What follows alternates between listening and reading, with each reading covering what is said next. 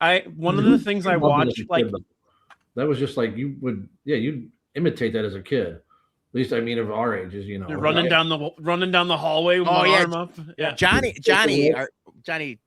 he just run down the hallway, or like we used to hang out in the back alley of my grandma's house, and he would just be running up and down Ultimate Warrior style.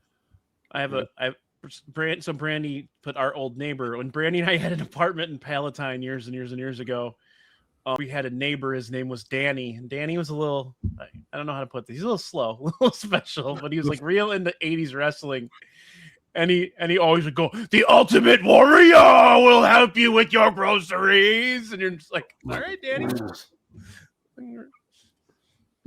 That's ridiculous. I still have the magazine with him holding the 2 belts after he won that whole WWE period of magazines. I think I got like a 2-year period still. Those are awesome. But Those him like holding it without the makeup on, I was like, you get to see him without his makeup. Because I liked Warrior more than Hogan in that match, just personally. Yeah. But that was me. Passing of the torch. You know what's funny? I never liked him. I was never like a fan of the Warrior. Like I never.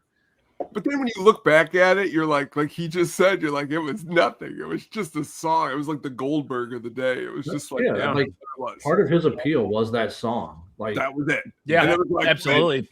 But like when you look at he sucked, man. And then WCW. As a kid, like the face paint was cool too. You know, like he's running out there with the face. Oh yeah. Stuff. Oh like, yeah.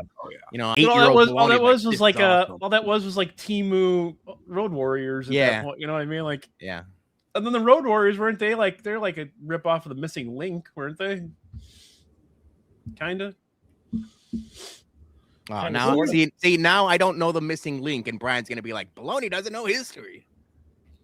The Missing Link had just nothing but green face paint, and he had like a weird he had a mohawk too. I think he was there before he did that before because the Road Warriors were like leather clad bikers when they started. More like the Territory, Texas, that type of stuff. Man, he was in AWA too for a while. So yeah, it was more like early 80s, but that's a conversation for another time, I suppose.